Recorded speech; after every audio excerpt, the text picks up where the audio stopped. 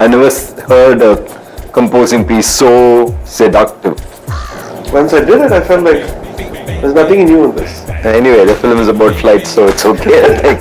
Well, okay, now he's gonna come, he's gonna listen to it, and he won't come back. So And I never went away. I'm still here. don't give him all this. I There's some benefits of being first in the line, you know. thought you were joking.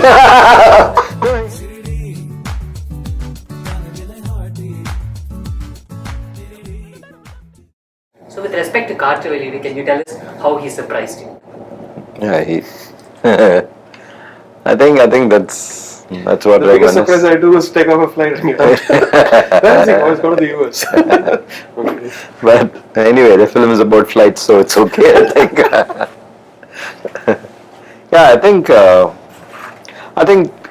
the fact that he comes up with something very unusual for a situation, you know, makes it that much more exciting. It's always not necessarily lateral, and not necessarily parallel, but lateral. No, it's Rahman, flexibility is something that I'm sure you appreciate in Mani sir among the many qualities he has. Tell us instances in Kaveri in which he's been flexible, and in the past in which you've appreciated this aspect of Mani sir. you can say lies also. They won't believe. I think approaching different styles. A lot of people try different styles. You know, they do styles which are not our, cup of tea, Indian cup. So they do that, and then sometimes it looks half baked. And in this, he wanted me to try a tango kind of thing.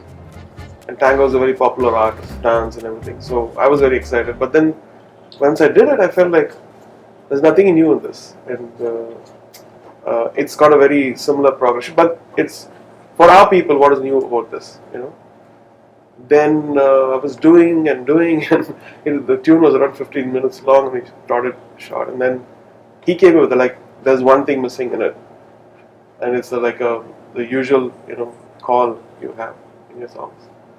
Then after he said that, I composed that and John that. Then the Kela came in.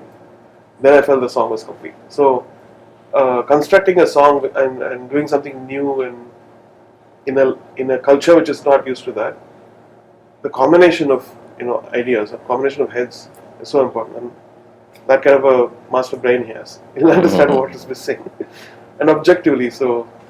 And many times it's helped me a lot. In Bombay, he came up with those ideas it's like second half of the movie is almost showing realistic documentary kind of footage. So how do we make people sit and watch that?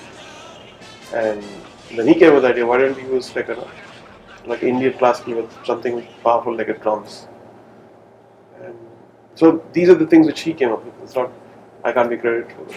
And I'll try to do my best with it. Mani sir, let's go back 25 years, and you had worked with Ilaiyaraaja at that point of time successfully, and when you came to this small room that was producing wonderful music, you were scared to quote you.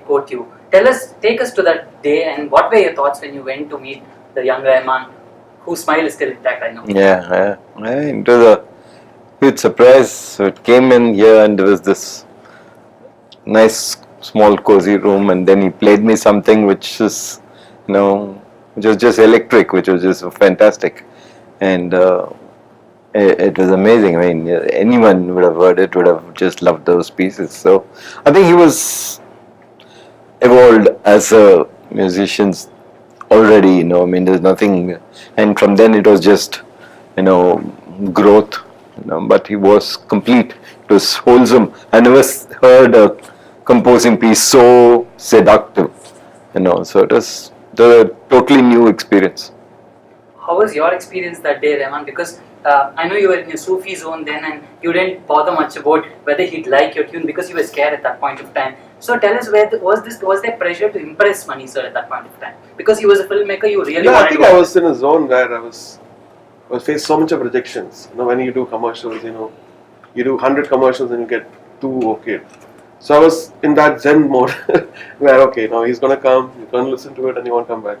So I was prepared for that. So if he comes back, it'll be a surprise. So I'll really keep quiet. But he was. And I never went away. I'm still here.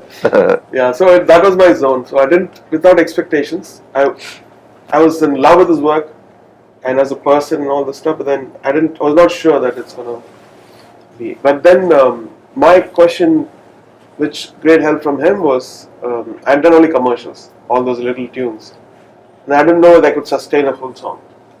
And to do a full song in that kind of perfection which I attempted in commercials was actually a masochist kind of moment for me, because you take a lens and you start worrying about every bar and how the concentration on everything. And then I felt like at ease after a couple of movies. I felt like this one zone can be repeated again, and then you just have to do a little change, and took it easy. I was too intense that time, and I would get frustrated and something wouldn't. The biggest disappointment was what we listened to at the studio with great quality, and then listening to the optical quality. You go to a theatre, it was all completely round off. So if this is going to be the way in here, I don't want to do movies. And Sridhar and Mani says, no, everything will change, don't worry. Mm-hmm. It's changed. Mani sir, A.R. always says this about you, that you're not like a teacher, you're like a co-creator. When there's this pressure of deadlines and coordination with several other departments for film looming large on you, how do you get that patience to co-create things with him? Who says I'm patient? No, it's not that. It's just that I know how he works, and I know that if it is important, to the film, and if it is a crucial song, he'll take that much more time, because I've never seen anybody else who cares for every element of his output, every element. So it kind of sets the bar, and that's the way I would like anybody in any field to put out their work, It's so meticulous, so particular about every detail of it that, you're so glad that you don't have to worry about it. It's an absolute safe hands. You just have to make sure that, you are able to, inspire him enough to give it to you. Rahman sir, I'm drawing you to an Italian word that you like, which is presatura. I think I'm pronouncing it right. Making complex things simple. Talk to us about some specific instances that Mani Ratnam has made you realize the importance of that word. What is that word? First, let's Strezzatura. That means having a very complex body of things, and outside looks as though it's a piece of cake. It's very simple. Okay. And I think every great artist has that kind of a thing. I mean, just that when you know the meaning of it, that's what we try to do.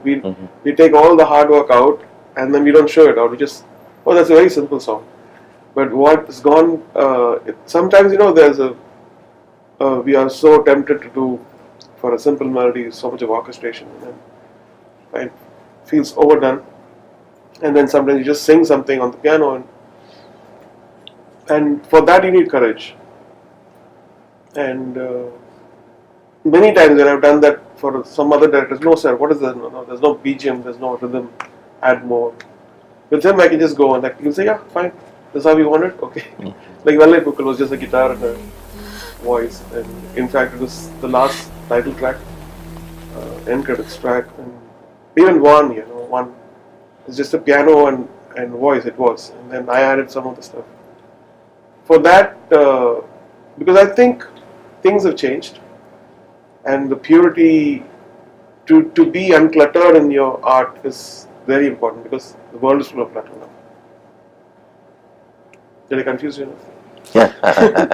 Mani sir, how do you evaluate A.R.'s work outside your films? Because he's gone ahead and done other Tamil films, Bollywood, Hollywood and all that.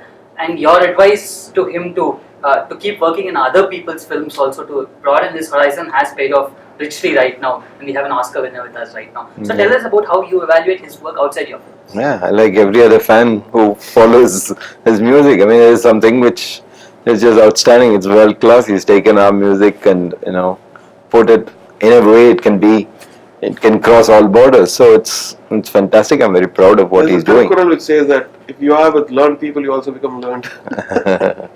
It's very important. I feel like there's one Quran which stayed with me. And when you are with great people, you also have to live up to that expectation. So, Vairamuthu sir and Mani sir.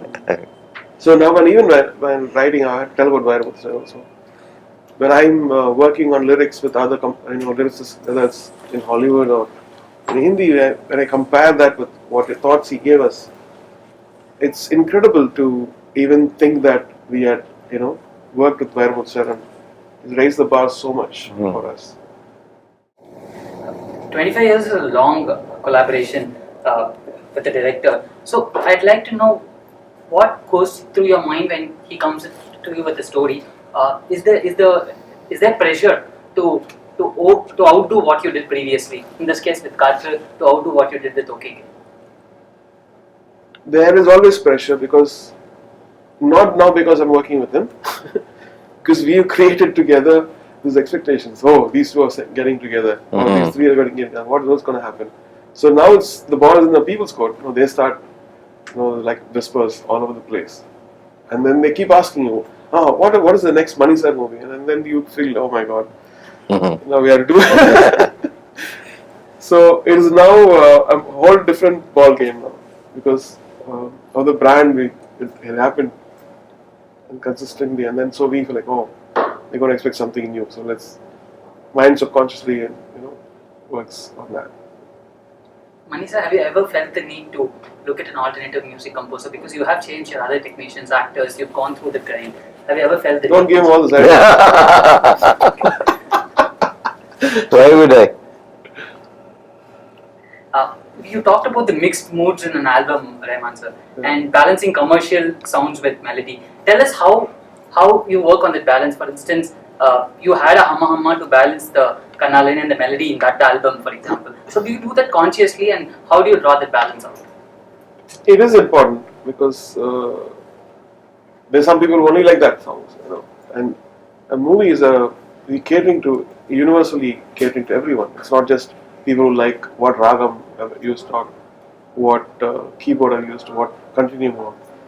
It's about a wholesomeness, and so also telling a story and adding to the story and being a part of it, not like an interval where you remove the songs and still the movie is with. So in this case, if you remove the songs and half the movie wouldn't work because he's constructed that way, hiding the emotion or telling a story in between and all this stuff.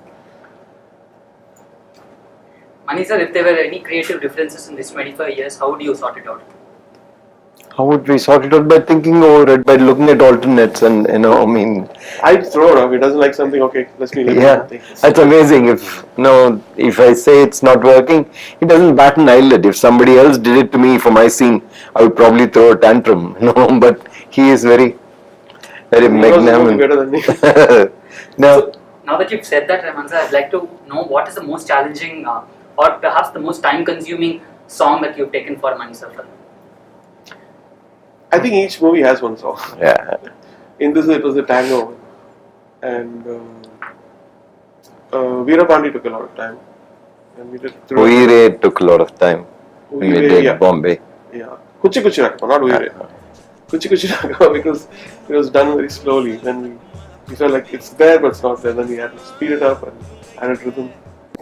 How difficult is it to adapt to Rahman's time schedules? A lot of directors say that Rahman's studio now we have to come in the night now. But I'm sure you've gotten used to the eccentricities. Can you tell us a little more about that? There's some benefits of being first in the line, You learn very fast and you know how to adapt. So it's... No, I don't think he's not stayed more than 1 o'clock in the night. That too. Yeah, very rarely these 4 days. times. I make sure that I finish everything by 9 o'clock. Is there any eccentricities about Mani Ratnam that you can share with us? Shh. Why are you doing this to me? None, Rahman. None actually, but he gets during the release, of course. There's a lot of pressure. After release date, will we finish? So that's good for me because then I make other things go away and not give way for him. He knows how to handle me. Apart from films and music, what do Mani Ratnam and A.R.Rahman talk about? Rahman talks about from day one. He's talked about philosophy. He's talked about life. I mean, he's. I thought you were joking. No, yes, he always does. I mean, he's certain chat with him and can go anywhere. But we come back to music. Yeah. You come back to music. No, but it all comes to the songs. Songs actually reflect all this stuff.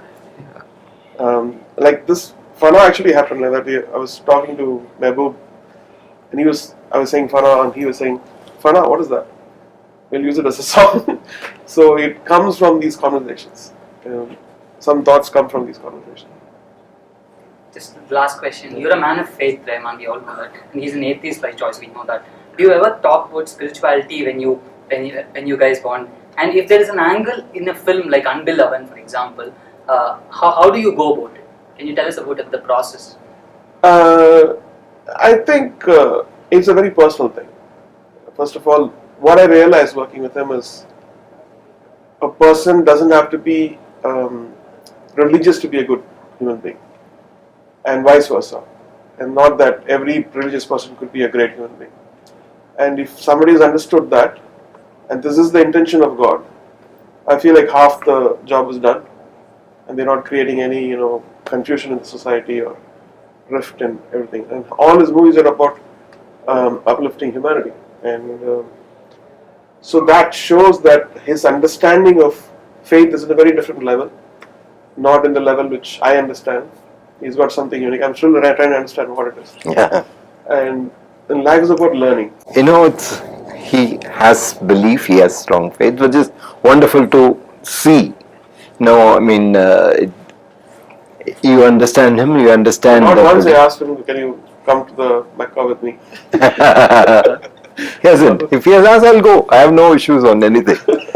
So it's not that you live with everybody almost who's believes, So, and if you are not matured enough, or if you're not understood enough to take the belief, then you are still on the learning process, I feel. So I think film and movies are the unifying factor. Art is a unifying factor, and it's proved again and again that when all these kind of minds come together, nobody sees that. Or there's a Muslim doing, there's a Sufi doing, there's an atheist doing. A thing of beauty, and it reflects humanity. And that's something really, really beautiful.